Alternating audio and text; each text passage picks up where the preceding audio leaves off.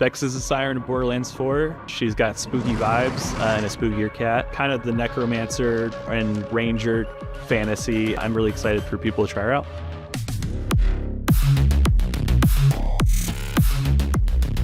Vex is ultimately she's a siren, and she's a necromancer siren. She's all about creating disposable minions, or creating spectral companions, or giving herself godlike warlock powers that she can blast her enemies. The kind of player that would enjoy Vex, if you're an action RPG player who specifically loves necromancer fantasies or ranger fantasies, it's got everything you ever need. She's actually the first siren that we've ever had to focus specifically also on kinetic damage. So if you particularly enjoy lifesteal and draining your enemy's health for lots and lots of power, you'll have a good time.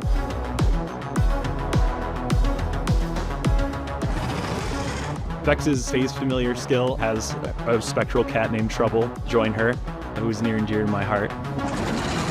And when you activate the action skill, you can teleport him around the battlefield and make him into Big Trouble. You've got stuff that lets Trouble blink to targets, have better crit chance. You're giving Trouble the ability through one of the augments to cause crit damage on any location. We also have augments that soak a bunch of incoming damage while still dishing it out to enemies as well.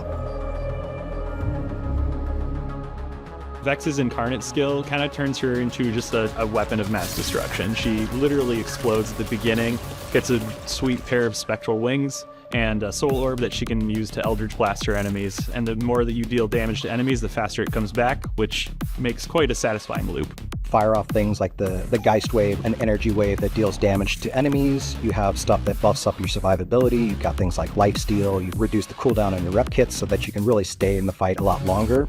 There is an orb that will hover around and cause extra damage to enemies nearby. All these are various options that you could pick within that tree.